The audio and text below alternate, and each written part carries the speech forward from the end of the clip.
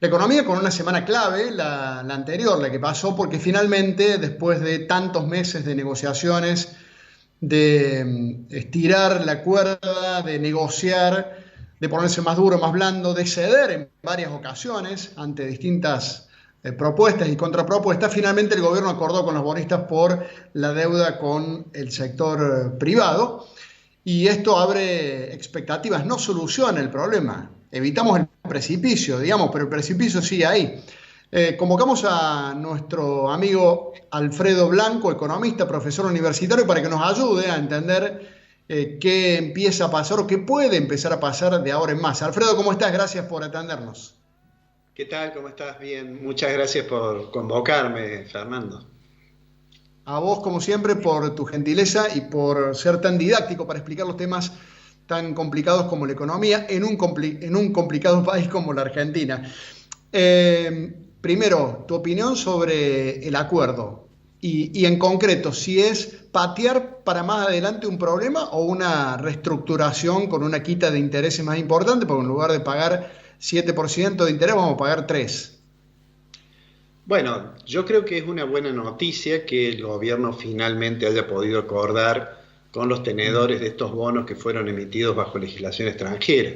Es una buena noticia básicamente porque Argentina había caído en default el 22 de mayo y efectivamente esto disparaba cuestiones de juicios, como ya ocurrió en el pasado. En el pasado todos conocimos que había un juez de Nueva York que se llamaba Griesa, porque condenó a Argentina a raíz de que un pequeño porcentaje de tenedores de títulos no habían entrado en la reestructuración. O sea, digo, es una buena noticia, eso le da cierta tranquilidad, digamos, financiera, y esto debería reflejarse en algo más de tranquilidad cambiaria. Sin embargo, es obvio que es solo una parte del problema que tiene Argentina. Queda por delante los tenedores de títulos de deuda que ha sido emitida bajo legislación nacional, es decir, bajo legislación argentina, por lo cual hay todo un procedimiento con una ley y finalmente eso se arreglará. Pero sobre todo queda por delante una conversación con el Fondo Monetario Internacional.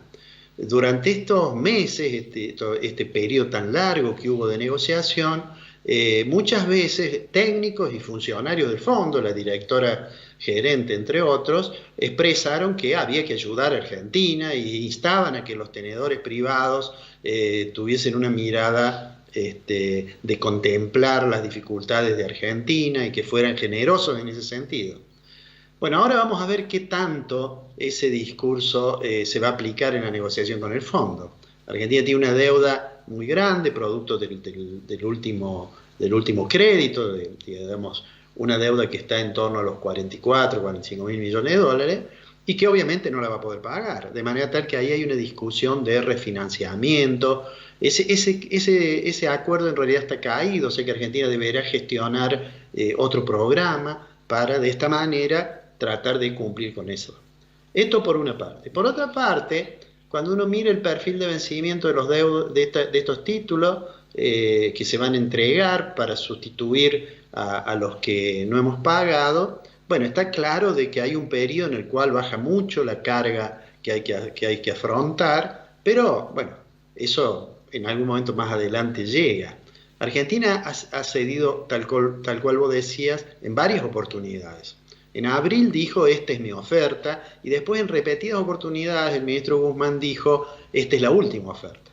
Pero fue transitando gradualmente desde aquello que técnicamente es el valor presente neto, es decir, cuánto de lo que voy a pagar de un bono de $100, cuánto vale hoy, digamos.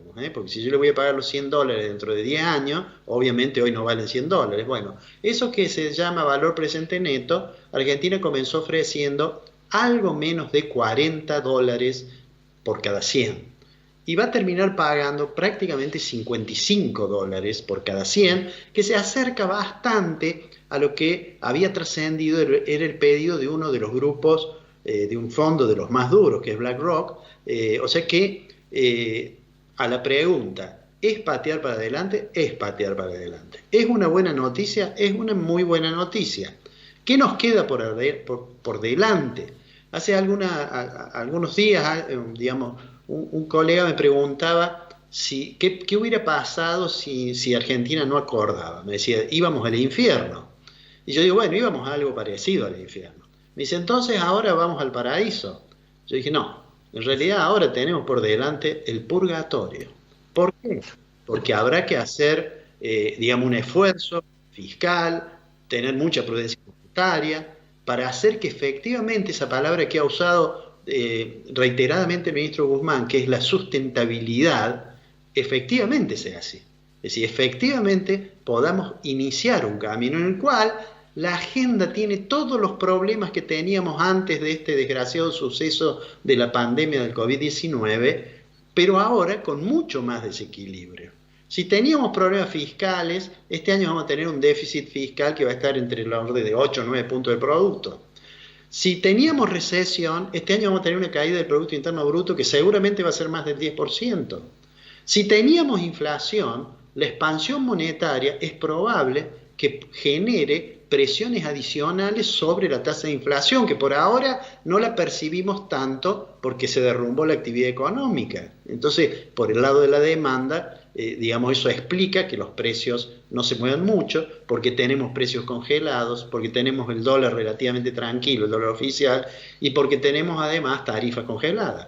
Pero bueno, eso no es para siempre, de manera tal que las semanas que vienen van a ser singularmente difíciles para el gobierno. La salida de esta situación, cuando pase este confinamiento que ha llevado el COVID-19, son sumamente complicados y sin lugar a dudas el gobierno va a tener que ir monitoreando con mucho cuidado las principales variables macroeconómicas para evitar dificultades aún mayores.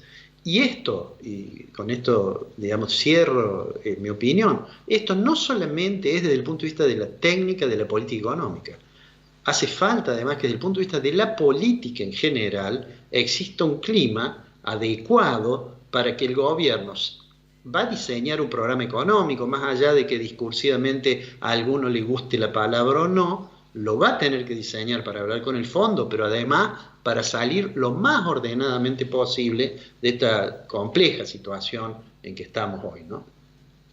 Claro, bueno, a eso apuntaba la próxima pregunta, Alfredo, porque obviamente que con el acuerdo ya logrado, es cierto que ahora viene la negociación con el Fondo Monetario Internacional, pero también es cierto que el gobierno, si no es un plan, porque el presidente sostiene que no le gustan los planes económicos, deberá pensar en cuáles son las medidas más importantes que deberá tomar para poder generar la riqueza necesaria para hacer viable la deuda. Es decir, cómo crecer económicamente, cómo crece el país para poder generar dólares genuinos, para poder pagar esta deuda que se ha reestructurado, más la deuda que se va a reestructurar con el fondo. Es decir, para que el país empiece a crecer y tengamos el dinero para enfrentar las necesidades nuestras y las externas, ¿verdad? Sí, ahí me parece que hay dos cuestiones que son centrales. Una es que va a tener que tener un programa fiscal, porque obviamente la expansión del gasto público, que fue imprescindible en el contexto de esta pandemia para atender familias, para atender situaciones de empresas, etcétera, obviamente no se sostiene en el tiempo. Las alternativas para reducir un déficit fiscal que va a ser muy alto no pasan tampoco por decir simplemente voy a aumentar impuestos, porque la presión fiscal de Argentina ya es muy alta. O sea, deberá tener mucha prudencia fiscal, mucho cuidado en lo monetario, ¿no?